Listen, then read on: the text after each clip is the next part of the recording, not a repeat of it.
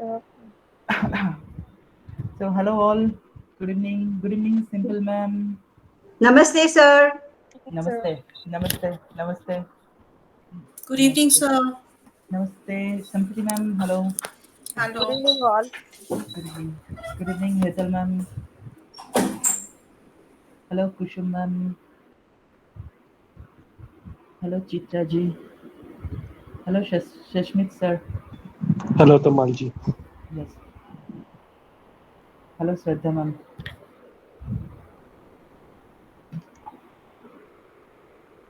Hello, Shishma ji. Hello, Snehulata ma'am. Hello, hello, sir. हाँ. Hello ma'am कैसे हो बहुत दिन बाद आपसे बात हो रही है. Yes, I'm good. Okay. And I heard about your mother. Take Yes. care. She'll Yes, be yes. all right. She'll be okay. No problem. Yeah, great. Uh, Good अच्छा. evening, sir. Good How evening. are you? Absolutely fit and fine. अच्छा. तो चलो आज का session शुरू करते हैं. ठीक है. आज का सेशन है एनर्जी के ऊपर एनर्जी चैनलाइजेशन. ठीक है. तो इसके ऊपर थोड़ा हम पहले बात कर लेते हैं. तो सबसे पहले हम देख लेते हैं कि एक्चुअली एनर्जी क्या होता है. एनर्जी हैंड हमारा मेन सब्जेक्ट तो ग्राफोलॉजी है. सो हैंड राइटिंग के ऊपर एनर्जी किस तरीके से काम होता है. ठीक है. तो सबसे पहले हम देखेंगे कि हैंडराइटिंग तो एक फ्लो की तरह चलता है ना. जैसे हम तो एनर्जी भी एक फ्लो में ही चलता है. तो जहाँ पे हमारा हैंडराइटिंग में प्रॉब्लम आएगा एनर्जी फ्लो में भी उसी तरीके से प्रॉब्लम होगा. Understood. That's the main this is the main criteria. Okay. तो हमें पहले एक चीज देखना होगा कि ये जो एनर्जी चैनलाइजेशन है ये किस तरीके से.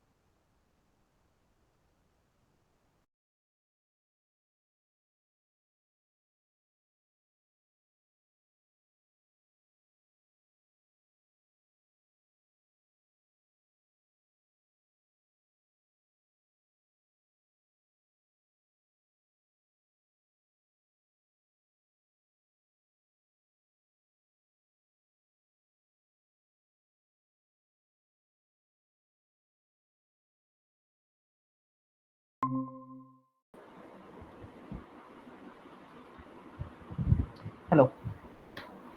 Okay. Am I audible and visible? Yes, sir. अच्छा. Hello Sindhu ma'am. Good evening. Hi, sir. अच्छा. तो हम एनर्जी फ्लो के ऊपर बात कर रहे थे. जैसे एनर्जी फ्लो किस तरीके से होता है एंड क्यों होता है. जैसे आप देख सकते हो एनर्जी तो बहुत तरीके से हो सकता है. जैसे थर्मल एनर्जी भी हो सकता है, पोटेंशियल भी हो सकता है, काइनेटिक एनर्जी हो सकता है, न्यूक्लियर एनर्जी हो सकता है. बहुत तरीका का एनर्जी हो सकता है पॉसिबल. तो हैंड राइटिंग में जैसे हमारे तो सब कुछ एनर्जी हम में होता है लेकिन ये हमें देखना पड़ेगा किस तरीके से हम उस एनर्जी को चैनलाइज कर सकते हैं. मतलब हम पॉजिटिव काम भी कर सकते हैं एंड नेगेटिव काम भी हम करते रहते हैं. ठीक है. तो हमें देखना होगा किस तरीके से इस चैनलाइज कर सकते हैं ओरिजिनल रास्ते में एनर्जी को हम ले सकते हैं. ठीक है. तो पहले एक चीज हमें समझना होगा इस एनर्जी किस तरीके से अट्रैक्ट करता है. एनर्जी एक्चुअली सब हमेशा ना एक एनर्जी दूसरे एनर्जी को अट्रैक्ट करता रहता है. ठीक है. जैसे आप देखोगे ये जो क्रिएशन है एक क्रिएशन दूसरे क्रिएशन को हमेशा अट्रैक्ट करता है. ठीक है. आप देखोगे आप कुछ suppose you are having some fruit. Okay. आप कुछ फ्रूट खा रहे हो एंड जो सीड्स है वो गिर गया आपके हाथों से सॉइल के ऊपर एंड उससे एक नया ट्री निकला. ठीक है. That seeds become a long tree and what happened after that उससे एक और फ्लावर होगा, the flower will be very beautiful and that will attract another butterfly, isn't it? So this is a one living being and that is a one another living being. तो एक दूसरे को वो attract करता है, ठीक है, एनर्जी, ठीक है। तो इसी तरीके से हम हर सब एनर्जी हर किसी को पॉजिटिव एनर्जी अट्रैक्ट करता है एंड नेगेटिव एनर्जी डिस्टर्ब करता है, डिस्ट्रैक्ट करता है, ठीक है। तो जैसे मैं कुछ एग्जांपल दूंगा ताकि आपको समझ में आ जाए इस एनर्जी क्यों में ये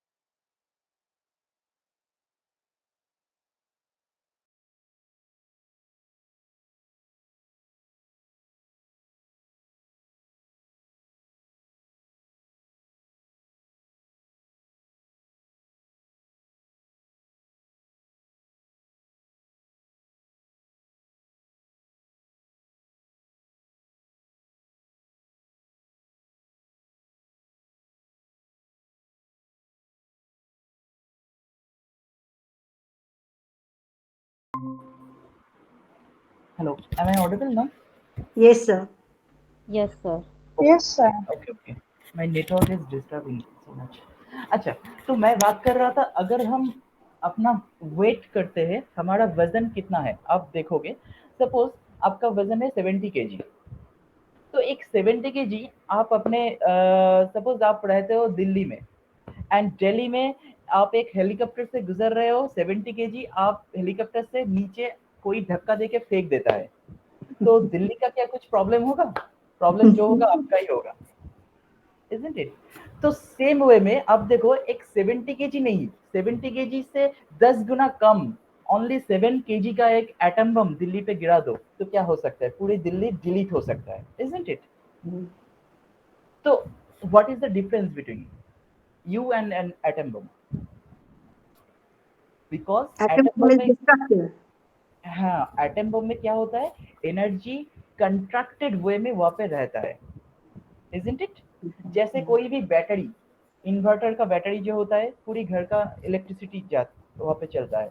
तो क्यों होता है? क्योंकि वहां पे एनर्जी कंट्रैक्टेड होके रहता है, isn't it? तो सेम वे में एनर्जी कंट्रैक्शन ऑल जगह पे आपको दिखेगा, ठीक है। अभी आप मान लीजिए सपोज एक 70 KG sorry 7 KG atom bomb पूरी दिल्ली को तबाह कर सकता है, तो दिल्ली का अगर टोटल बेस है, अगर सपोज मान लीजिए 20 किलोमीटर, ओके, तो 20 किलोमीटर एरिया, तो 20 किलोमीटर एरिया में जितना एनर्जी हो सकता है वो कंट्रैक्टेड वे में 7 केजी में कंट्रैक्टेड हो रहा है, isn't it?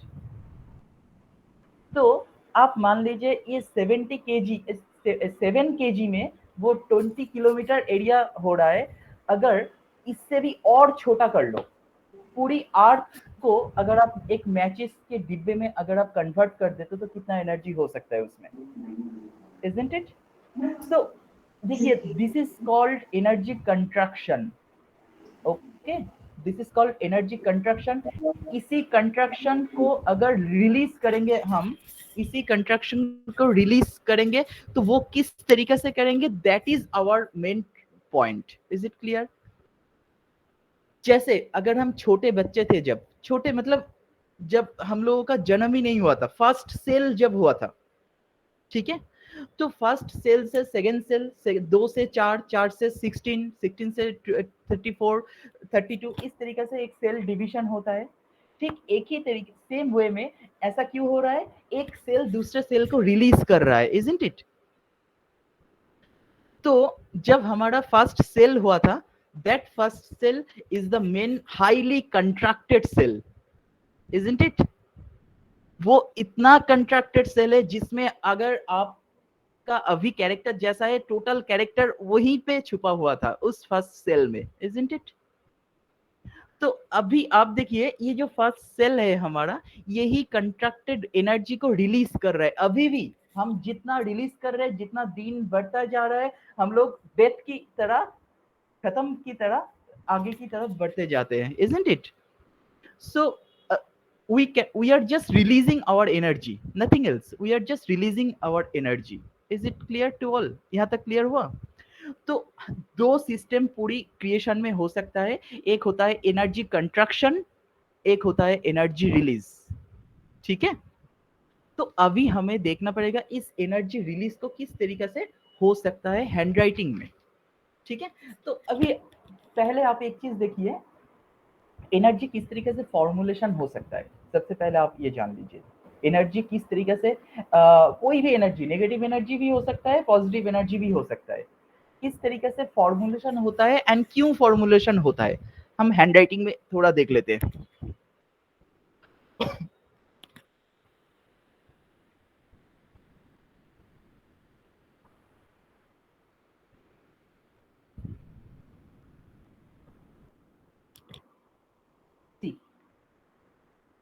हैंडराइटिंग में फॉर्मुलेशन ऑफ एनर्जी देखने के लिए सबसे आगे देखना पड़ेगा आपको किसी का डाउन स्ट्रोक।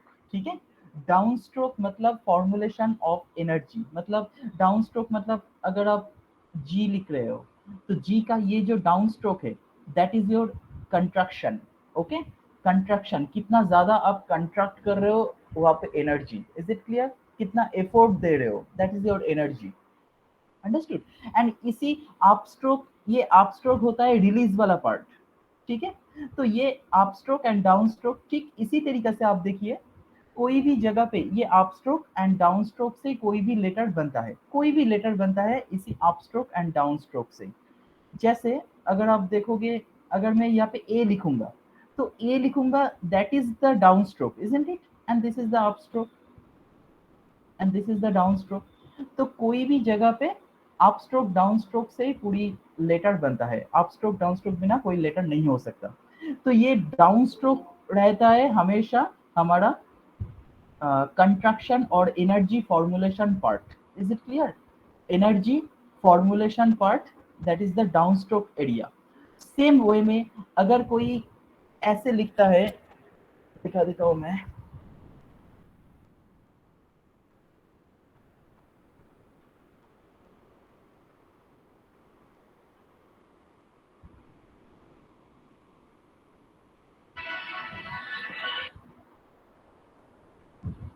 ऐसे लिख रहा है, ये देखिए ये लेफ्ट की तरफ चल रहा है ना इसका slant, and this is the सीधा हो रहा है।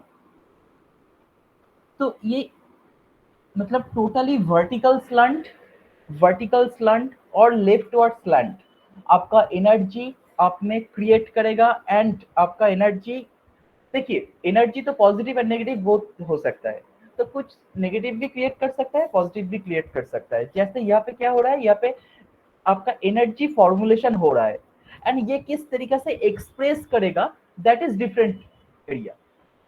ठीक है, जैसे आप एक इन्वर्टर का बैटरी को आप यूज कर रहे हो, इन्वर्टर बैटरी को इलेक्ट्रिसिटी के ऊपर, तो किस तरीके से आप यूज कर रहे हो that is up to you. तो this is the energy formulation part. ठीक इसी तरीके से आप देखिए यहाँ पे भी एनर्जी फॉर्मुलेशन हो रहा है ना? इसका मतलब क्या है, ये बेलून वाला लोअर जोन पार्ट, इसको ग्राफोलॉजिकली मीनिंग क्या कहते हैं? कोई बताओ इसका ग्राफोलॉजिकल मीनिंग क्या होता है अगर ये लोअर जोन बेलून हो जाते हैं? Exaggeration. Exchange energy. एक्सेलरेशन, और इसको हम ग्राफोलॉजिकली कह सकते हैं expectation, high expectation, High isn't it? expectation. Yes. More Too then, much of desire.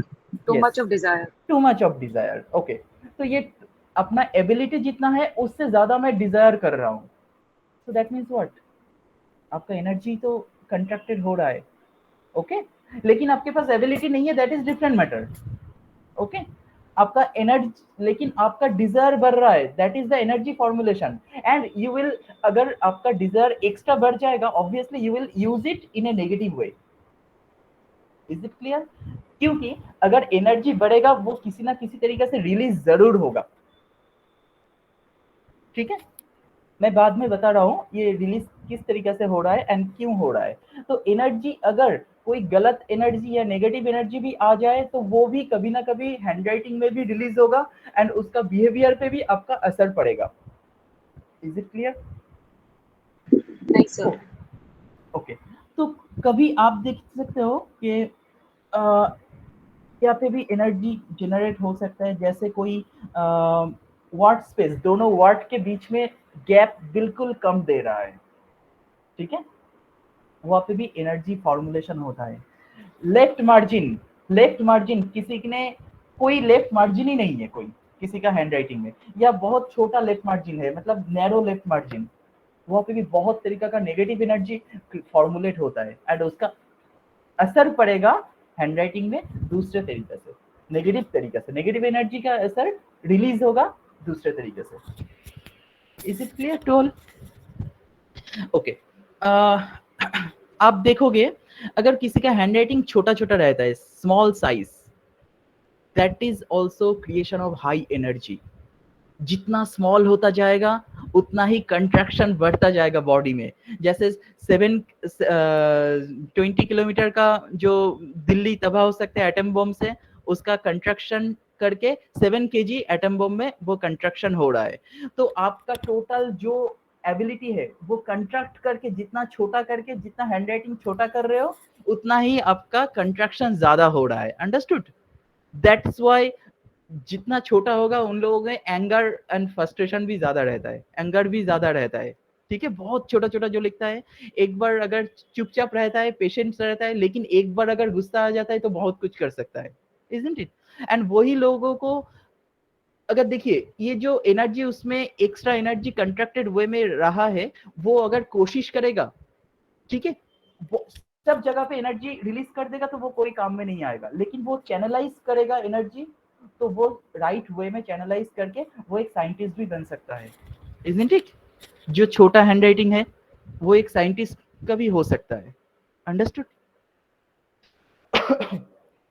Plus जिसके हैंडराइटिंग में हेवी प्रेशर रहता है, ठीक है, हेवी प्रेशर वाला हैंडराइटिंग जो प्रेस करके लिखता है उसमें भी एनर्जी बहुत रहता है, ठीक है, बहुत एनर्जी फॉर्मुलेट होता है वहाँ पे।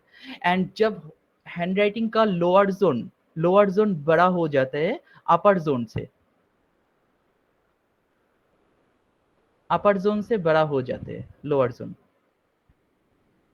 ठीक है, तो वहां पे भी एनर्जी ज्यादा होता है, फिजिकल एनर्जी बहुत ज्यादा हो जाते हैं।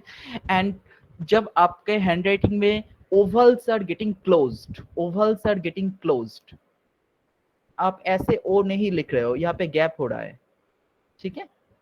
when ovals are getting closed, so that means energy वहां पे रिलीज नहीं हो रहा है, आप अपने एनर्जी का कंट्रैक्ट कर रहे हो, that is very good. Understood all? Unnecessary आप रिलीज नहीं कर रहे हो आपका एनर्जी। अननेसेसरी रिलीज करोगे तो क्या होगा? ओवल का ऊपर वाला पार्ट ओपन कर दो तो क्या होता है? ग्राफोलॉजिकली मीनिंग टॉकेटिव हो जाता है ना, जो टॉकेटिव कहता है whatever the character, but वो that is also one types of release, isn't it? वो भी तो रिलीज हो रहा है, तो अननेसेसरी रिलीज हो रहा है जहां पे आपका जरूरत नहीं रिलीज करने का। Is it clear? Okay Sir, that is good. हाँ, Sir, that is good. Talkativeness अच्छा हो सकता है किसके लिए? जो बहुत ज्यादा इंट्रोवर्ट है, जो प्रॉब्लम में है, वो अगर थोड़ा बात करके अच्छा महसूस करे तो that is good, but maximum time it's not good. Talkativeness is not good always. Sir जो लोग मार्केटिंग में है, टीचिंग में है, उनके लिए भी गुड हो सकते हैं, क्योंकि उनको तो एक्स्ट्रा बोलना ही पड़ता है। ऑब्वियसली बोलना पड़ता है, लेकिन बहुत लोग ऐसा होता है जो बहुत एक्स्ट्रा ना बोल के भी राइट वे में स्टाइल से बोल के भी वो काम हासिल कर सकता है। That is the smart work. Okay, and जो ये टॉकेटिव वाला आप जो कह रहे हो वो क्या होगा? वो एक्स्ट्रा रिलीज कर रहा है जो जरूरत नहीं है। Is it clear? अगर वो स्मार्ट नहीं है, इंटेलिजेंट कम होगा, तो वो एक्स्ट्रा रिलीज करके उसका काम करने के लिए कर सकता है। Understood? लेकिन if you are the person is intelligent and smart, you don't need to be much more talkative to get the job done properly. Understood? Sir, my friend's daughter handwriting, she was writing in big size, in normal size only. Now she is in ninth, so she has started small, small, small, small. She has written. What is the reason, sir? her, what is her age right now? She's in ninth, maybe 14. She's in 14, uh, 14 years.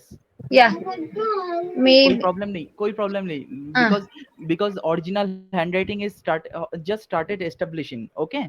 And उसका body भी अभी देखिए, उसका body भी changes होना शुरू हो चुका है, okay. yes, sir. So she is just adapting with the environment, okay. Okay. So that effect is coming to her handwriting. I told that she's not sharing her feelings, so she's secure. She's covering his. She is covering. Children are fighting. She's not sharing her emotional feelings, sir. So she was writing normally. Now, now she came. So she started writing small. I said, sir. No problem at all. Let her write, no problem. But you should understand that the person should not be getting introvert day by day. That's the place you have to notice. Understood? Yes. अच्छा, तो अभी हम देखते हैं कि इस energy, जैसे हमने एनर्जी जनरेशन कहा, थोड़ा एनर्जी अगर ब्लॉक हो जाते हैं, बहुत जगह पे ना ब्लॉक्ड होता है हमारा energy, that is a big issue. Energy किस किस जगह पे ब्लॉक्ड होता रहता है। अब देखो, किसी रिवर का फ्लो किसी एक जगह पे ब्लॉकेज हो जाते हैं तो क्या होगा, उस जगह पे बहुत प्रॉब्लम आ जाएगा, वो ठीक ठाक नहीं रहेगा वो जगह, ठीक है। रिवर का फ्लो, तो सिमिलर वे में जिसके एनर्जी ब्लॉक होता है, जैसे हैंडराइटिंग में भी आप देख सकते हो, जैसे मैं दिखाता हूँ, किसी के हैंडराइटिंग में सपोज इस तरीके से नॉट आ गया, this is called knot. So that means energy कुछ, whatever the reason can be anything, but energy is getting blockage. Understood? And blockage और भी कई जगह से आपको दिख सकता है, जैसे किसी का लेफ्ट मार्जिन इधर से शुरू हो रहा है, वहां पे भी एनर्जी ब्लॉक होता है। अंडरस्टूड? ऑब्सेस्ड हो जाते हैं कुछ ना कुछ रीजन से। अंडरस्टूड? एंड कोई इस तरीके से शुरू करता है, this is called stinger, this is called stinger, इस तरीके से शुरू करते हैं। अंडरस्टूड? इस तरीके से नॉट देते हैं।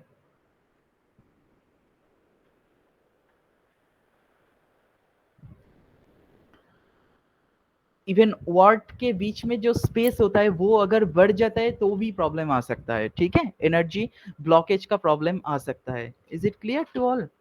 एनर्जी क्यों होता है ब्लॉक? एंड यही sudden change in space of words. Word space में अगर गैप ज्यादा आ जाते हैं, वाइड वर्ड स्पेस जिसको आप कहते हो, wide word space. Okay, thank you, sir. तो एनर्जी वो बहुत ज्यादा आप देखोगे वाइड वर्ड स्पेस में इंट्रोवर्टिज्म ज्यादा आ जाते हैं, ठीक है। वो ज्यादा बात नहीं कर सकते, ठीक खुल के मिल नहीं सकता है, डिस्टेंस मेंटेन करता है हमेशा दूसरों के साथ, ठीक है, बहुत ज्यादा। तो that means what, energy contracted हो चुका है उसमें। Understood? And that is the negative energy, not positive. Understood all? Okay, तो ये एंड कुछ और वे होता है जहां पे ये एनर्जी ब्लॉकेज का, देखिए ये जो मैंने ओरिजिनल एनर्जी ब्लॉकेज आपको दिखाया, ये था reason of energy blockage, this is the reason. Understood? Okay, and इसका इफेक्ट किस तरीके से आपको हैंडराइटिंग में दिखेगा, वेरी इंपॉर्टेंट एरिया। अगर आप किसी को ग्राफोथेरेपी देना चाहते हो तो पहले उसका इफेक्ट, अगर कुछ भी गलत है उसको अगर सही करने की कोशिश करोगे तो वो सही ना भी हो सकता है, क्योंकि उसका जो ओरिजिनल सोर्स है that is not getting right, okay, क्योंकि उसका सोर्स को पहले ठीक करना पड़ेगा। तो पहले आप देखिए, मैं उसका रिजल्ट भी बता देता हूँ हैंडराइटिंग में कैसे हो सकता है। एनर्जी ब्लॉकेज का सबसे ज्यादा प्रॉब्लम आ सकता है anger, frustration, unhappiness, regression, okay. तो अगर किसी के हैंडराइटिंग में आप देख सकते हो इस तरीके से लेफ्ट टेंडेंसी भी देख सकते हो, लेफ्ट टेंडेंसी, इसको कहते हैं लेफ्ट टेंडेंसी। अंडरस्टूड? मतलब जो लेटर जहां पे खत्म होना चाहिए उधर से आप लेफ्ट की तरफ बढ़ रहे हो, that is called left tendency. Understood? That is called left tendency. Is it clear to all? तो एंड इसके साथ आप ऐड कर दो क्लब स्ट्रोक ऐड कर दे सकते हो, क्योंकि वहां पे भी फ्रस्ट्रेशन एंगर बहुत ज्यादा होता है। ठीक है, क्लब स्ट्रोक कर सकते हो या नेगेटिव पेस्टोसिटी कर सकते हो। नेगेटिव पेस्टोसिटी इन द सेंस बहुत ज्यादा पेपर को अगर कोई डर्टी बना रहा है, ठीक है, बहुत ज्यादा डर्टी बना रहे हैं पेपर को लिखते लिखते, तो that can be one of the example of energy result of energy blockage. Okay, these are the result. पहले मैं बता देता हूँ, दीज आर द रिजल्ट। अगर आप देखते हो कि किसी का पेपर बहुत डर्टी है, उसको सुंदर करने की कोशिश करोगे तो शायद सुंदर ना भी हो सकता है, क्योंकि दैट इज द रिजल्ट। उसके मन को ठीक करोगे, पहले उसका सोर्स को ठीक करो, ठीक है, ऑटोमेटिक वो paper will be looking good. Understood? And किसी किसी का हैंडराइटिंग डिसेंडिंग हो रहा है, डिसेंडिंग, नीचे की तरफ जा रहा है, वहां पे भी प्रॉब्लम होता है। ठीक है, वहां पे भी डिप्रेशन बहुत ज्यादा आते हैं। Understood all? एक और चीज होता है जो इस ब्लॉकेज का रिजल्ट में आता है। रिजल्ट में जो आप पहले ही किसी के हैंडराइटिंग में देखोगे तो ठीक करने की कोशिश ना करो, पहले सोर्स को ठीक करो। दैट इज द स्लैश और pen flick, slash and pen flick. वो ठीक होता है, बहुत कठिन होता है, ठीक है, बहुत मुश्किल होता है उसको ठीक करना समटाइम्स। तो पहले उसका सोर्स को ठीक करो एंड वेट करके देखो वो रिजल्ट जो है वो ठीक हो रहा है या नहीं। उसका सोर्स पहले ठीक कर दो एंड वेट करके देखो उसका हैंडराइटिंग में रिजल्ट ठीक होता है या नहीं। अगर ठीक जो जो नहीं होगा उसको उसके बाद ठीक करने की कोशिश करो, so the handwriting will be okay. Understood? His character also will be okay. Is it clear to all? अच्छा, नेक्स्ट। अच्छा, अभी हम थोड़ा बात करते हैं कि जो हम कंट्रक्शन एंड एक्सपेंशन की बात किया, कंट्रक्शन एंड रिलीज, उसमें थोड़ा बात करते हैं कि पॉजिटिव एनर्जी किस तरीके से कंट्रैक्ट हो सकता है। That is a very interesting question for all. किसी के हैंडराइटिंग में पॉजिटिवनेस कैसे बढ़ा सकते हो? ओके, एंड कहाँ से दिखोगे ये? सबसे पहले आपको देखना होगा कि पॉजिटिव हैंडराइटिंग कहाँ पे दिखोगे। डाउन स्ट्रोक अच्छा रहता है, मतलब ये जो वाला जो डाउन स्ट्रोक, ये वाला डाउन स्ट्रोक, इस जगह में डाउन स्ट्रोक ऐसा नहीं हो रहा है, प्रॉपर हो रहा है। Down stroke must be proper. Okay, ये down stroke must be proper, down stroke must be good and standard. बहुत ज्यादा भी नहीं हो रहा है डाउन स्ट्रोक, ऐसा भी नहीं हो रहा है। अंडरस्टूड? अच्छा, आप देख सकते हो लेटर टी का बार जो स्टैंडर्ड होता है, जो बहुत ज्यादा बड़ा भी नहीं है, बहुत छोटा भी नहीं है। Is it clear? Letter T का बार, स्टैंडर्ड टी का बार, यहाँ पे पॉजिटिव कंट्रक्शन होता है, बहुत अच्छा है ये। अंडरस्टूड? इसमें और क्या होता है इसमें सबसे ज्यादा होता है, आप अपने पेशेंस को किस तरीके से काम में चैनलाइज कर रहे हो, किस तरीके से अपने पेशेंस को चैनलाइज कर रहे हो। Understood? That's the T bar आपको दिखाता है, आपका goal setting, goals and target, ये सब आपको दिखाता है। That is all positive activities. Understood? अच्छा, नेक्स्ट, आप अपने कोई भी लेटर को क्लोज कर रहे हो, ये क्लोज, ओवल को क्लोज करोगे, that is one type of positive contraction, positive contraction. Okay, next, see one thing, no artificial wideness. Artificial wideness किसको कहते हैं, मैं दिखा देता हूँ हैंडराइटिंग में। Artificial wideness should not be there. जैसे लेटर एम, नॉर्मली हम इस तरीके से एम लिखते हैं, लेकिन अभी प्रेजेंट जनरेशन को आप देखोगे इस तरीके से लिखता है, ये गैप ज्यादा आ गया। Have you notice? Letter H में गैप ज्यादा आ गया। अंडरस्टूड? इस तरीके से गैप ज़्यादा होता है, that is called artificial wideness, that should not be there. Understood all? Next, down stroke का प्रेशर वेरिएशन नहीं होना चाहिए, प्रेशर वेरिएशन हैंडराइटिंग में नहीं होना चाहिए। सर ये वाइडनेस का मतलब क्या होता है, आर्टिफिशियल वाइडनेस का? आर्टिफिशियल वाइडनेस से क्या हो जाता है, अगर किसी के आपके सबकॉन्शियस माइंड में ना दूसरों की बात सुनने का इच्छा नहीं होगा, understood? You don't want others to control you.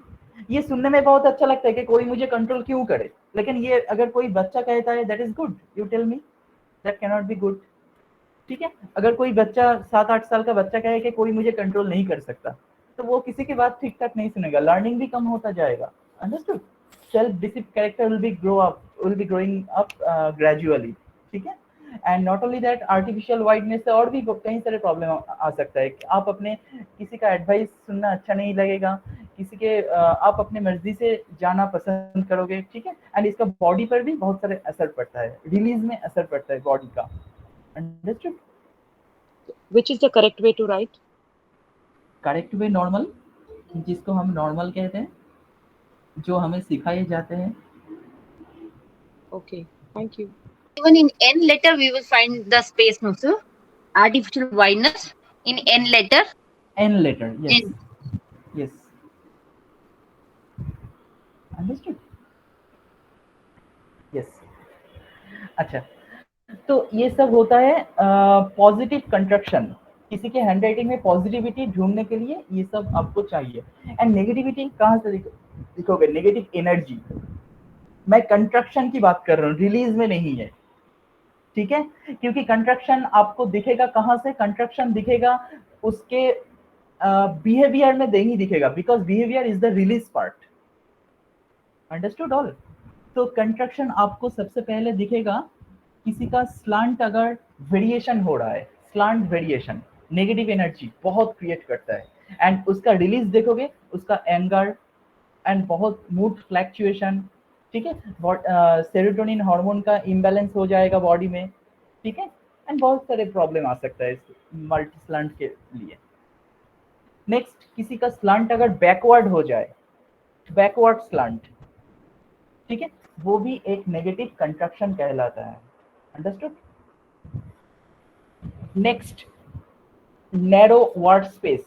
Word space अगर नैरो होता रहे, हमेशा नैरो हो रहा है word space, that is also one type of negative construction. ठीक है, इसके बाद मैं कहूंगा lower zone is getting balloon, मतलब लेटर जी अगर कोई इस तरीके से लिख रहा है, ठीक है, तो ये पोर्शन ऑब्वियसली नेगेटिव कंस्ट्रक्शन, क्योंकि इसका इफेक्ट, क्योंकि आप में डिजायर ज्यादा आ जाएगा एंड उसका रिलीज दूसरे जगह से आपको दिखाई देगा। Obviously that is not good at all. Next आप कह सकोगे जिसको हम कहते हैं टाइनी लेजिबल। टाइनी लेजिबल का मतलब क्या है? इतना छोटा छोटा करके लिखता है कि समझ में नहीं आ रहा है, और कभी कभी समझ में भी आ जाता है, इलेजिबल भी होता है, लेजिबल भी होता है, लेकिन बहुत ज्यादा छोटा छोटा करके लिखता है। ओके, वो भी नेगेटिव एनर्जी कंट्रैक्टेड होता रहता है, that is not good at all. Understood? अगर वो ठीक ठाक चैनलाइज कर सकोगे, that is obviously good, you will be just like a scientist.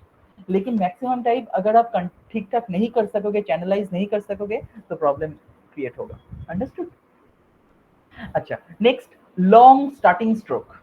Long starting stroke, उसमें भी बहुत परेशानी आ सकता है। जैसे कोई इस तरीके से लिखता है, ये जो स्टार्टिंग स्ट्रोक इतना बड़ा हो गया। Understood? So, I have a handwriting sample which is so small. Just see, I will show. ठीक है, यस यस यस,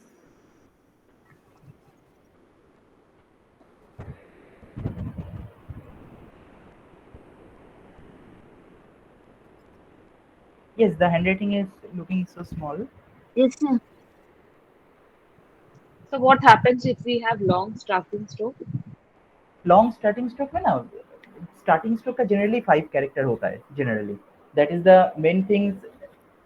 अननेसेसरी जगह पे अननेसेसरी टाइम वेस्ट करोगे फर्स्ट, एंड कोई भी जगह पे देर से शुरू करोगे एंड देर में खत्म करोगे. Start to the point late and get to the point late and end to the point late. Understood? And next, unnecessary wastage energy. जहाँ पे जरूरत नहीं एनर्जी आप वहाँ पे वेस्ट कर रहे हो.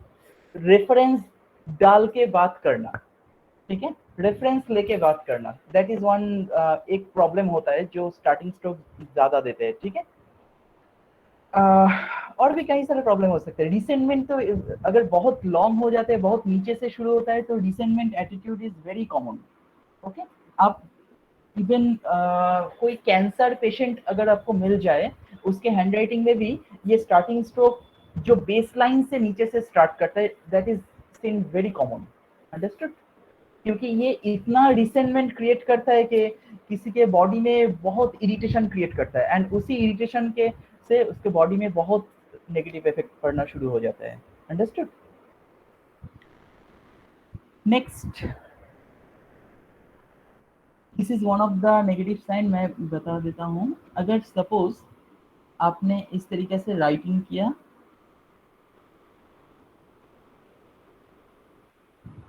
ओके, एंड राइटिंग हो गया आपने, एंड अभी आपने सिग्नेचर कर दिया इस जगह पे, ओके, ये लेफ्ट साइड में सिग्नेचर करना, that is one of the negative construction. Understood?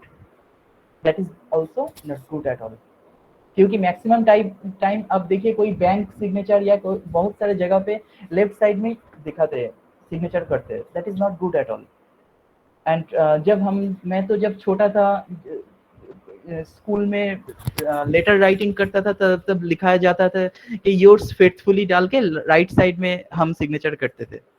So that is the good comparing to this. Understood? So when we are writing on computers, then they are telling us to write it on the left. Left, right. That is, Right. yes, we were taught in school to put it on the right. Right में. But present generation में left side में signature करने के लिए बोलती है, yours faithfully. हम लोग भी बचपन में योर्स फेथफुली राइट साइड में सिग्नेचर करते थे, बट अभी लेफ्ट साइड में करने के लिए बोलते हैं. अच्छा. No, left side is not good at all. Yes yes. Inner fear आ जाते हैं. इनर फियर, दूसरों को ट्रस्ट नहीं कर सकोगे ठीक ठाक. अंडरस्टूड? आप जिसको आपको पसंद है उसी को ट्रस्ट करोगे. It's like a American culture. Understood? And right side is the British culture. Okay, ये हो गया हमारा नेगेटिव कंस्ट्रक्शन. अभी हम देखेंगे थोड़ा पॉजिटिव रिलीज के बारे में, कैसे हम पॉजिटिव रिलीज कर सकते हैं. अंडरस्टूड? जैसे आप देख सकते हो कि कोई भी अगर हमें ऐसा बोला जाता है कि एवरीडे एक्सरसाइज करेंगे तो हमारा बॉडी अच्छा रहेगा, तो एक लिमिट तो होता है. पूरे दिन में अगर आप 6 घंटा एक्सरसाइज करोगे तो बॉडी अच्छा रह सकता है क्या? I don't think so. तो वो हो जाएगा नेगेटिव रिलीज. अंडरस्टूड? लेकिन अगर मैं ऑब्सेस्ड हूँ कि मुझे डॉक्टर ने बोला है एक्सरसाइज करने के लिए, मैं पूरा दिन एक्सरसाइज कर रहा हूँ, that is not required at all. वो बॉडी का ही डिस्टर्ब क्रिएट करेगा जो ओवर रिलीज करोगे. तो जैसा मैंने कहा पहले, जो एक फर्स्ट सेल था हमारा, जो जब हम अपने मदर के पेट में थे, ओम में थे, तो फर्स्ट सेल था जो, that is the highest contracted cell, क्योंकि उसी सेल में सब कैरेक्टर छुपा था. ठीक है, एंड उसी सेल को धीरे धीरे हम रिलीज करते जा रहे हैं, बढ़ता ही जाता है. जब हमारा उम्र भी बढ़ता रहता है एंड रिलीज भी होता रहता है. तो इस रिलीज को अगर हम ज्यादा कर देंगे तो बहुत जल्दी हम आगे जा पाएंगे. ठीक है, डेथ की तरफ बढ़ते रहेंगे. तो इसी जगह पे प्रॉब्लम होता है. अगर हम पॉजिटिव रिलीज करेंगे तो जो नेगेटिव कंस्ट्रक्शन था वो पॉजिटिविटी में आ जाएगा. That is the good. ठीक है, तो पॉजिटिव रिलीज क्या कैसे कर सकते हैं? जैसे किसी के हैंडराइटिंग में अगर देखोगे, ये थोड़ा राइट वर्ड स्लैंट, ये थोड़ा राइट साइड, मतलब टोटल सीधा नहीं है, थोड़ा राइट साइड में झुका है, बहुत ज्यादा नहीं है, इतना ज्यादा नहीं है. अंडरस्टूड? तो ये जिसको हम बी स्लैंट कहते हैं, तो that is the positive release आप कह सकते हो. Next, number 2 is standard word space. Word space अच्छा रहेगा, कंसिस्टेंट रहेगा, तो पॉजिटिव रिलीज होगा. That is the very good. Understood. Next, up stroke में किसी का वेरिएशन बहुत ज्यादा नहीं होना चाहिए. ये जो अप स्ट्रोक है, ये ऊपर में जो अप स्ट्रोक हो रहा है, ये इसका प्रेशर आप अपने हैंडराइटिंग में चेक करके देख सकते हो कि इसका कभी हल्का हो रहा है, कभी भारी हो रहा है. ऐसा नहीं होना चाहिए. ठीक है, हैवी और लो नहीं होना चाहिए. जो भी है वो कंसिस्टेंट होना चाहिए. अंडरस्टूड. जनरली थोड़ा लो होता है, डाउन स्ट्रोक ज्यादा हेवी होता है, एंड अप स्ट्रोक थोड़ा हल्का होता है. तो up stroke let it be like that, whatever it is. Understood. So flexor and extensor, no, that you're. Flexor extensor. Yes. अच्छा, नेक्स्ट हम कहेंगे controlled fast writing. Controlled fast writing, handwriting को जो जितना फास्ट लिखेगा, ठीक है, उतना ही उसका पॉजिटिव रिलीज होगा. That is very good. लेकिन फास्ट लिखने के चक्कर में कोई लेटर को अगर डिस्टर्ब करोगे, आप लेटर को सैक्रिफाइस करना शुरू कर दोगे, that is not good. Understood. तो फास्ट लिखोगे लेकिन कंट्रोल करना होगा लेटर को. तो that is the highest flexibility. वो आप कोई भी सीख जाता है तो कोई परेशानियां नहीं होता उसके लाइफ में. Understood. High level of adaptation. Next, right margin should be narrow. Right margin should be narrow. Right margin जितना ज्यादा अच्छा होगा, दैट इज मतलब जितना दूर में खत्म होगा. बहुत ज्यादा गैप आ जाएगा, तो जितना गैप आ जाएगा उतना फियर आ जाएगा. अंडरस्टूड. जितना ज्यादा राइट साइड में होगा उतना करेज आना शुरू हो जाएगा. अंडरस्टूड. नेक्स्ट,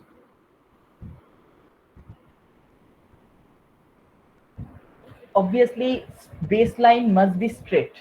जो लाइन लिख रहा है वो ऊपर नीचे नहीं होना चाहिए. Base line must be straight, and थोड़ा असेंडिंग भी होता है तो वो भी पॉजिटिविटी इंडिकेट करता है. ठीक है,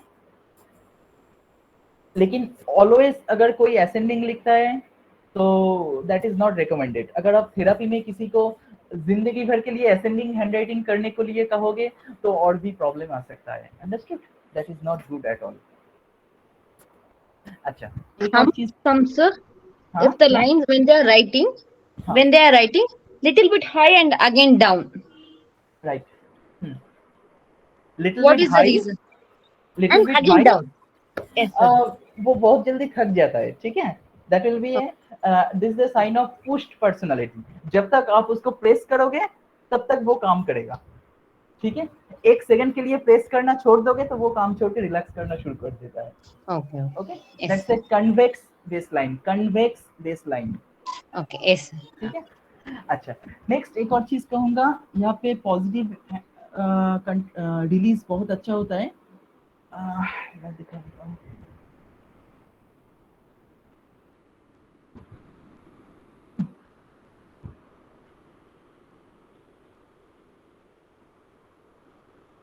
देखिए, ये गार्लैंड कनेक्शन. ओके, ये गार्लैंड कनेक्शन मतलब यू शेप वाला कनेक्शन. ये अगर एंगुलर हो जाए तो ये ब्लॉक हो जाता है. ठीक है, एनर्जी ब्लॉक हो जाता है, एंड एनर्जी जितना ब्लॉक होगा उतना ही वो क्या होता रहेगा, टेंशन आता रहेगा, स्ट्रेस आता रहेगा. अंडरस्टूड. तो गार्लैंड कनेक्शन में बहुत इजी फ्लो होता है. That is the very good sign in handwriting. ठीक है. एंड नेगेटिव कंट्रैक्शन रिलीज भी कैसे आप देखोगे, जिसका हैंडराइटिंग में बहुत ज्यादा उल्टा सीधा हो रहा है, जैसे एंडिंग स्ट्रोक बहुत ज्यादा कर रहे हैं. ठीक है, एंडिंग स्ट्रोक आपको दिखेगा बहुत लंबा, इस तरीके से खत्म हो रहा है, ऐसे जी लिख रहा है. अंडरस्टूड. लेफ्ट मार्जिन बहुत ज्यादा वाइड हो रहा है, लेटर टी के बाद बहुत ज्यादा छोटा हो रहा है. Understood. And uncontrolled, this is the most important point. Uncontrolled fast writing. ठीक है, जो फास्ट राइटिंग करता है लेकिन कंट्रोल में रही है. अंडरस्टूड. नेक्स्ट. अच्छा, अभी एक चीज जरूर कहेंगे जो बहुत ज्यादा डिस्टर्ब करता है हैंडराइटिंग में, मैं दिखा देता हूँ। Energy breakage, energy breakage, energy break हो जाता है कभी कभी, ठीक है। हम लोग देखोगे कोई काम कर रहा हूँ लेकिन अचानक कहीं दूसरे जगह पे डिस्ट्रैक्ट हो गया, जो अभी प्रेजेंट बहुत सारे बच्चों में भी दिखाई देता है, कंसंट्रेशन ब्रेकेज, ठीक है। तो कोई एक जगह पे नहीं रह सकता, अंडरस्टूड। वो कहाँ से दिखोगे? एनर्जी ब्रेकेज में बहुत तरीका का प्रॉब्लम आ सकता है। देखिए ये स्किप हो गया, हैव यू नोटिस्ड? देखिए यहाँ पे गैप आ गया, have you noticed? So blood related issue is very common, क्योंकि blood energy is also like a flow and blood should be flowing like that, okay? So energy में इस तरीके से breakage आ जाने से blood में भी blood सर्कुलेटरी प्रॉब्लम आ सकता है उसको, ठीक है। एंड बहुत तरीके का प्रॉब्लम आ सकता है। एंड जस्ट लाइक एक और चीज कहूँगा जो बच्चों में ज्यादा दिखता है, सपोज यहाँ पे मैं लिख रहा हूँ CHEER, तो ये तो कॉमन है ना, ये तो बहुत इजीली आप कनेक्ट कर सकते हो इस एवरी लेटर को। तो अगर कोई बच्चा कनेक्शन दे रहा है CHEE,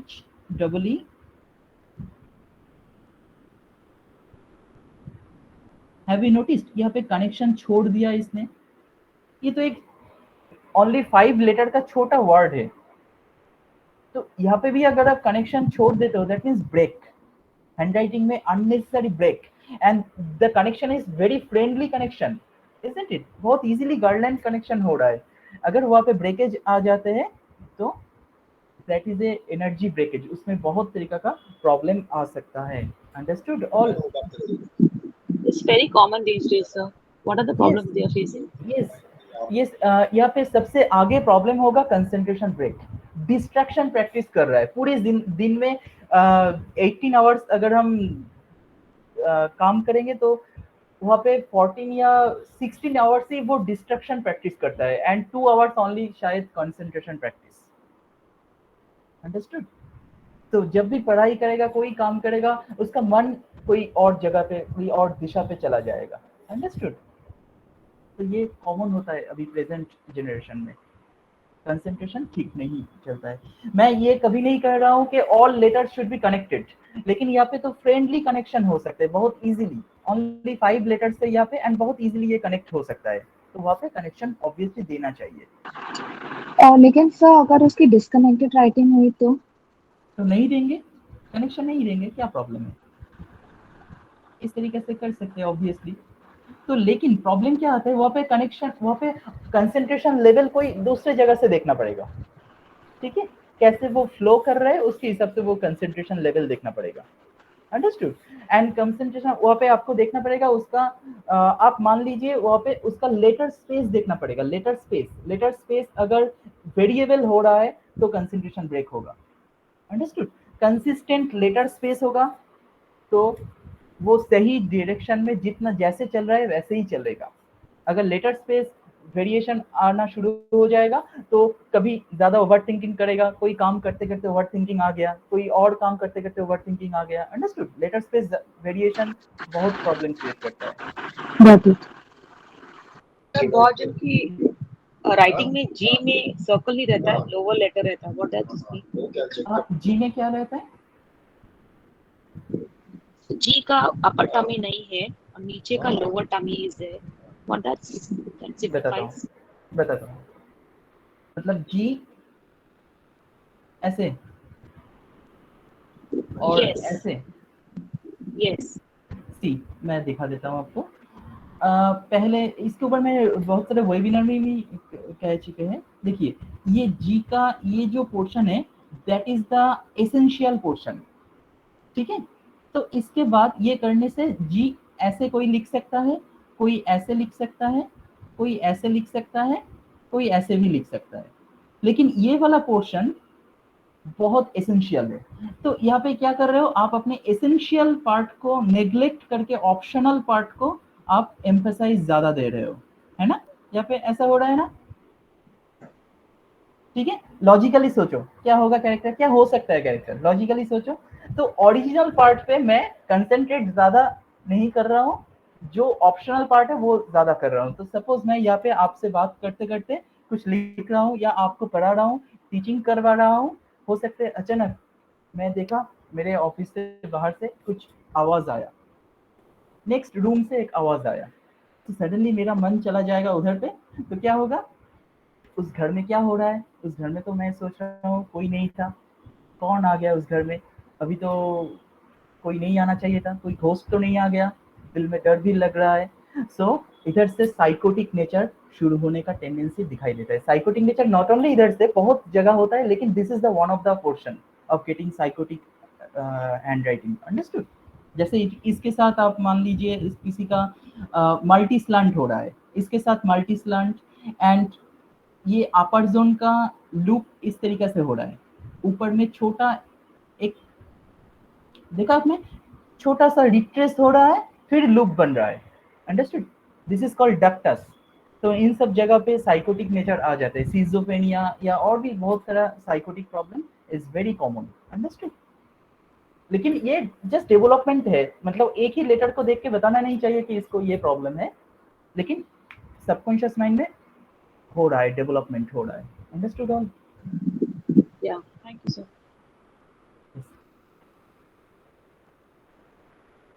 नेक्स्ट, अच्छा क्या कैपिटल पी क्या लिखा है, मैंने नहीं लिखा कैपिटल, हाँ बताइए, capital P open at the top, okay, yes sir. Loop not connected sir. To the line indicate, अच्छा मतलब ऐसे लिख रहा है, ऐसे,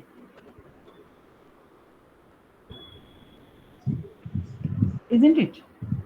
यस सर, यस सर। तो कैपिटल P अगर ओपन अप होगा तो क्या होगा, ये एरिया इंडिकेट करता है हमारा brain area, understood, capital letter में।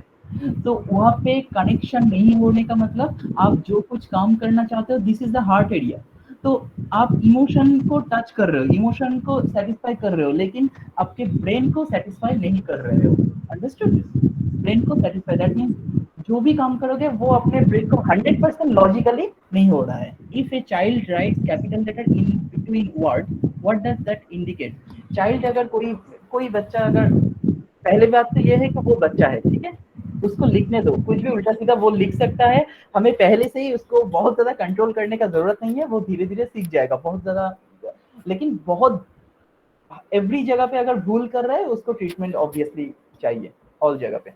तो अगर कोई भी लेटर के बीच बार बार कैपिटल लेटर यूज कर रहा है तो उसका ईगो के ऊपर असर पड़ेगा, अंडरस्टूड, उसका ईगो बहुत बड़ा हुआ रहेगा, एंड ऐसे डिस्टर्बेंस बार बार डिस्टर्ब करेगा उसको, मतलब कुछ भी सिखाने के लिए जाओगे, वो अगर नहीं सीखना चाहता है तो उसके ऊपर से, सर के ऊपर से चला जाएगा, अंडरस्टूड।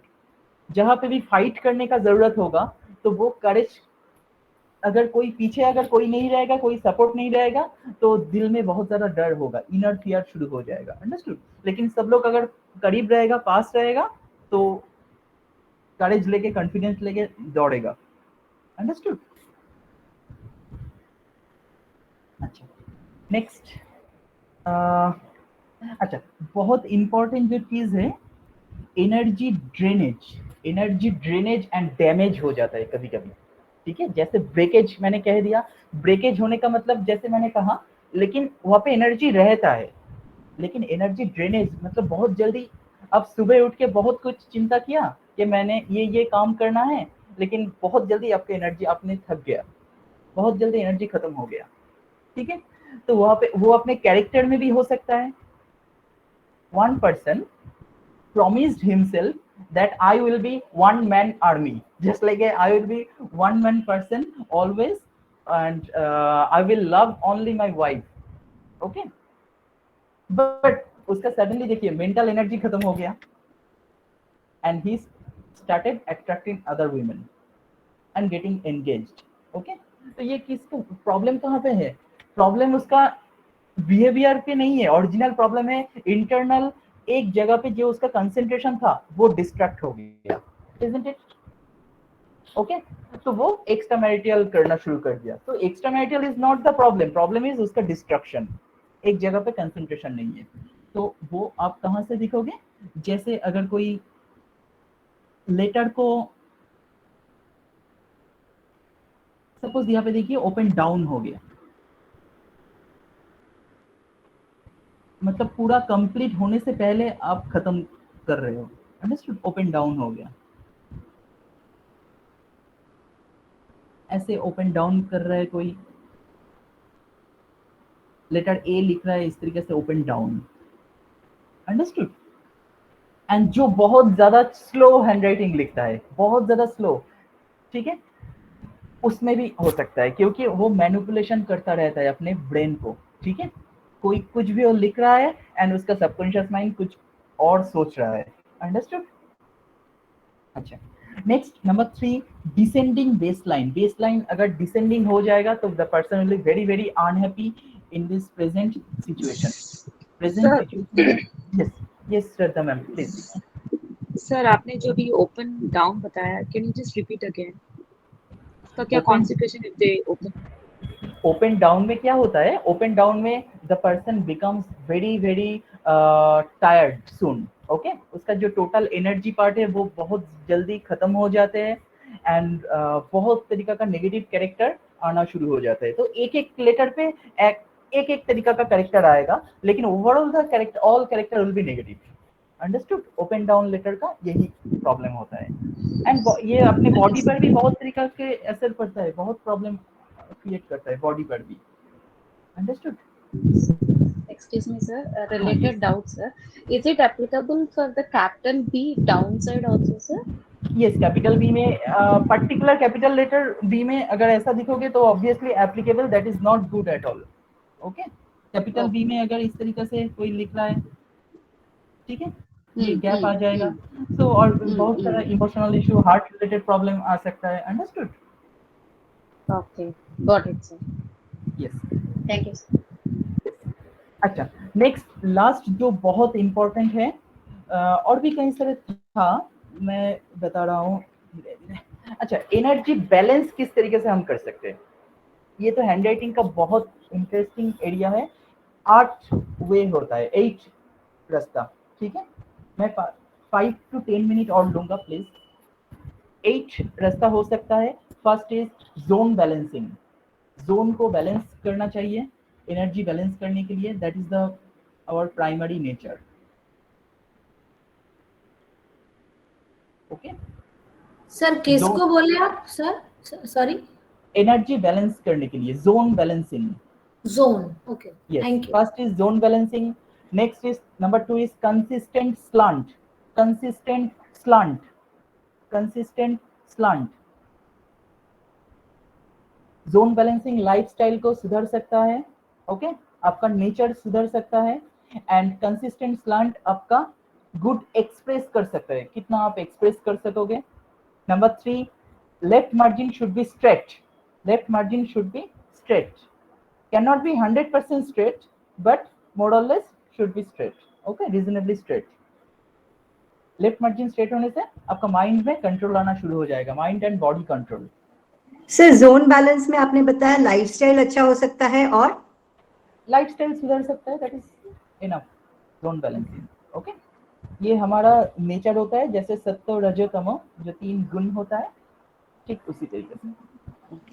सर ये सब का कुछ राइटिंग नहीं मिल सकता है क्या? आप इतना फास्ट बोल रहे, कॉपी नहीं कर पा रहे। अच्छा अच्छा अच्छा, लिख लीजिए, मैं बता रहा हूँ फिर से। Zone balancing number 1, zone balancing, मैं ये वेबिनार यूट्यूब में भी अपलोड होगा, ठीक है, वहाँ पे भी आप देख सकते हैं। अच्छा, zone balancing, consistent slant, next left margin should be straight, number 4 standard sir word. इसमें हाँ बताइए सर लेफ्ट नंबर। मार्जिन में आपने क्या क्या बोला था? जैसे फर्स्ट में आपने लाइफस्टाइल में एक वो आ No, left जाएगा। margin is a left margin indicates our mind and body control. Okay, controlling capacity, mind and body control. Next, standard workspace, social life को ठीक करता है, स्टैंडर्ड वर्कस्पेस सोशल लाइफ को कंट्रोल करता है। Next number 5, number 5, no size variation, size कभी बड़ा कभी छोटा ऐसा नहीं होना चाहिए हैंडराइटिंग का, अंडरस्टूड। साइज वेरिएशन इंडिकेट करता है आपका एम्बिवर्ट नेचर, आप एक्सट्रोवर्ट या introvert, that means size variation standard रहेगा, दैट मीन्स मीडियम साइज रहेगा तो आप एम्बिवर्ट हो जाएगा वो, that is very very good, understood. Next number 6 is narrow right margin.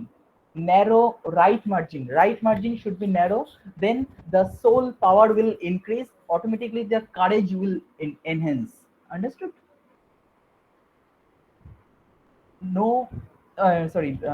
Narrow right margin. Next, number 7 is wide lower zone loop. Wide lower zone loop, number 7.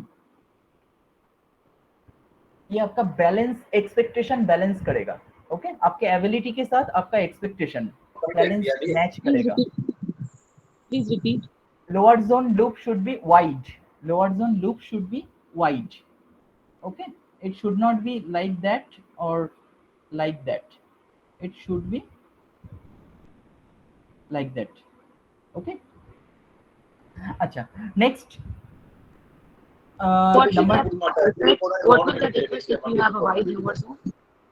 Wide lower zone आपका expectation level को अच्छा करेगा, expectation को control करता है wide lower zone, understood, and balance करता है obviously.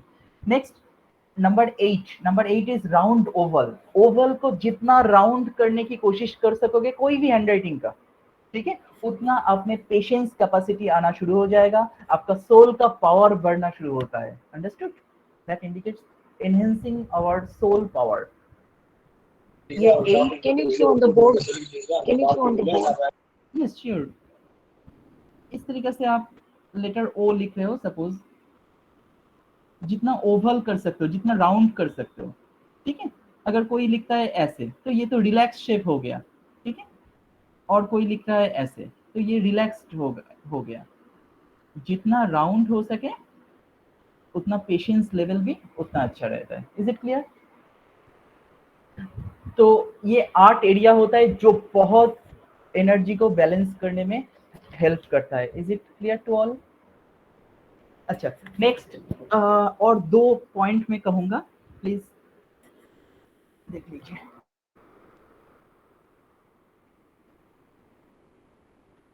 अच्छा, हम लोग देखते रहते हैं बहुत जगह पे, बहुत बच्चों को भी देखते रहते हैं, बहुत लेथर्जिक हो जाता है, बहुत बच्चा पढ़ाई ठीक ठाक नहीं करना चाहते हैं एंड एक्चुअली उसका एनर्जी कम हो जाता है, ठीक है। तो एनर्जी बढ़ाने के लिए क्या करना पड़ता है? 6 प्रोसेस में कहूंगा जो हैंडराइटिंग में बहुत इंपॉर्टेंट है, ठीक है। सबसे पहले आपको देखना होगा, ये नॉट फॉर ऑल, मैं बार बार यही कह रहा हूँ कि जिसको जो जरूरत है, ठीक है, ओवरऑल मैं कह रहा हूँ 3 महीने के लिए आप उसका हैंडराइटिंग का जो बेस लाइन है 3 महीने के लिए वो असेंडिंग कर सकते हो, ठीक है। नॉट मोर देन 3 to 6 महीना आप कर सकते हो, not more than that, okay. अगर वो हैबिचुएटेड हो जाए, हमेशा थोड़ा ऊपर रहेगा तो ठीक है, लेकिन बहुत ज्यादा ऊपर बिल्कुल नहीं रहना चाहिए। Next number 2, narrow right margin. Right margin, all line should be narrow to the right side of the page. Is it clear? Next, number 3, ये थेरेपी आप दे सकते हो। ये वाला थेरेपी मैंने इसके ऊपर बहुत बार बताया, ठीक है। ये थेरेपी आप दे सकते हो ओनली फॉर 4-5 मिनट करने के लिए, ठीक है, ओनली फॉर 4-5 मिनट करने के लिए ये थेरेपी बहुत हेल्प करता है। Everyday 4-5 minute, minimum 1 month. इसका कोई साइड इफेक्ट नहीं है, लेकिन ये बॉडी का एंडोर्फिन हार्मोन बहुत बढ़ा देता है, that is very very good, understood? Sir 1 और 2 में आपने क्या बोला, और एक बार repeat, 1 and 2? Ascending baseline for 3 to 6 months, ascending baseline. Next, number 2, narrow right margin जो करेज पैदा करेगा, ठीक है। नंबर 3, ये थेरेपी मैंने कहा। Number 4, speed handwriting. किसी को भी कुछ सर भी प्रॉब्लम आ जाए। हाँ ये जो लाइन है ऊपर से बड़ा छोटा और नीचे बड़ा बड़ा बड़ा, ये एक पेज पूरा करना क्या एवरी नहीं डे? नहीं, छोटा छोटा करके आप छोटा से बड़ा 4-5 लाइन करो, 4-5 लाइन 4-5 लाइन 4-5 लाइन, इस तरीके से। एक पेज में तो 20-30 हो सकता है। So what is the benefit of this? Endorphin hormone को बहुत बढ़ा देता है, ठीक है, ग्रेजुअली इंक्रीज करता है एंडोर्फिन हार्मोन, आपका गोल्स एंड टारगेट बढ़ सकता है, एंड लेथार्जिकनेस धीरे धीरे कम होना शुरू करेगा, क्योंकि ये हॉरिजॉन्टल लाइन है that indicates your confidence level also. Understood? Next number 4 में रहेगा स्पीड हैंडराइटिंग। कोई भी प्रॉब्लम आ जाए उसको स्पीड हैंडराइटिंग करने को कहो, and handwriting should be, number 5 is clarity in handwriting should be good. Handwriting देखने में अच्छा होना चाहिए, कोई भी लेटर को ठीक उल्टा सीधा नहीं होना चाहिए। अंडरस्टूड? मतलब स्पीड हैंडराइटिंग करते करते कोई लेटर को सैक्रिफाइस कर रहे हो, that should not be done. Understood? Next number 6, last point is legibility. That means कितने अच्छी तरीके से आप पढ़ पा रहे हो लेटर को, that should be legible. So neat and clean handwriting should be expected and recommended. Understood?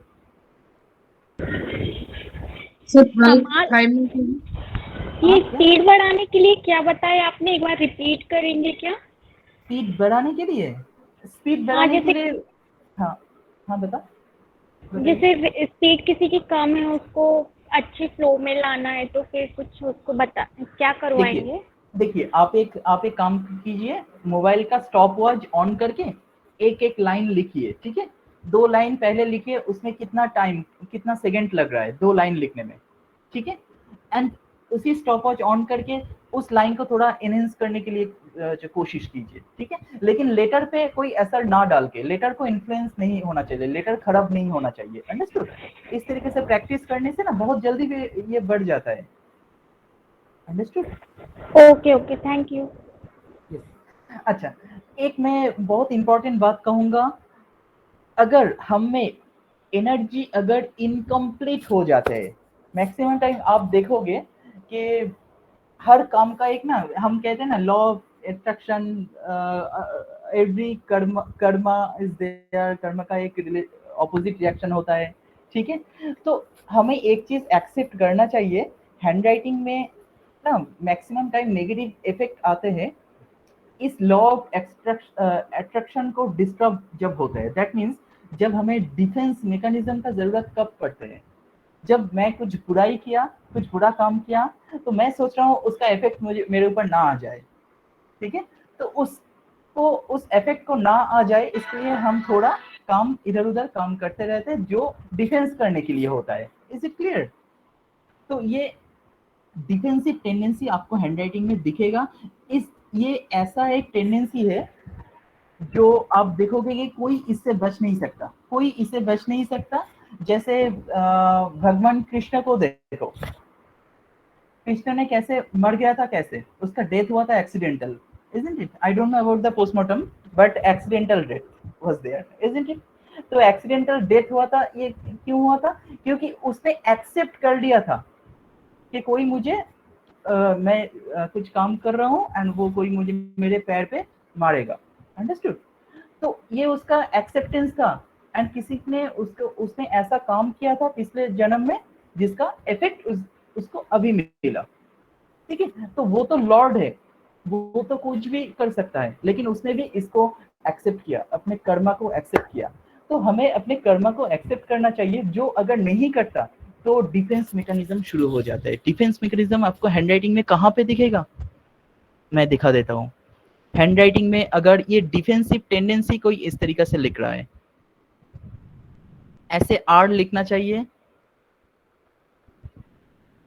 Understood? S लिख रहा है, बहुत ज्यादा ऐसे चला गया एस,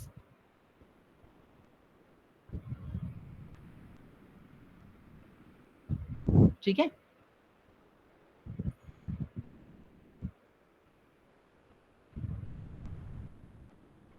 ऐसे डी लिखता है बहुत लोग, ये लेफ्ट की तरफ जा रहा है। Have you noticed? ऐसे ई लिख रहा है, या टी के बार को लेफ्ट साइड में दे रहा है, लेटर जी को बहुत ज्यादा लेफ्ट की तरफ ले रहा है, लेटर एफ को ये नीचे देखिए, ठीक है। तो ये सब होता है डिफेंस मैकेनिज्म, ये ऑटोमेटिक डिफेंसिव टेंडेंसी शुरू करता रहता है। एंड कुछ और भी डिफेंस मैकेनिज्म बहुत तरीके से हो सकते हैं, कोई ऐसे भी ओवल लिखता है ना, ऐसे भी ओवल लिखता है बहुत लोग। सो ये सब भी एक तरीका से डिफेंस मैकेनिज्म का शिकार है। Understood all? ठीक है, बस खत्म। बताइए कुछ भी क्वेश्चन हो तो। It's a wonderful session. Thank you so much. Can you show the screen again, please? Yes, Just sure. for a minute. Thank you, sir. It was awesome. Wonderful session, sir. Very informative. Thank you. आज का session पूरी graphology के ऊपर ही था, कोई psychology वाला बात नहीं किया। सर मुझे डाउट है, हाँ बताइए। you know, आपने you know, when you were telling me that there should be continuous writing, और उस पे मैंने डाउट पूछा था, तो आप बोलते हो ना कि O और S should be independently written. Not always, not always. Not always. Not always. Not, मतलब ये डिपेंड करता है कौन क्या काम कर रहा है। अगर S लिखते हैं ऐसे, तो यहाँ पे एक एंगल हो रहा है, तो ये सोशल लाइफ में स्ट्रेस क्रिएट कर सकता है। और अगर S लिखने के समय ऐसे नॉट बन रहा है तो भी प्रॉब्लम कर सकता है, ये बॉडी पर असर करेगा, बहुत सारा गायनोकोलॉजिकल प्रॉब्लम शुरू कर सकता है, ठीक है। एंड बहुत सारे प्रॉब्लम क्रिएट कर सकता है, अननेसेसरी रिस्पांसिबिलिटी टेकिंग एटीट्यूड दिखेगा।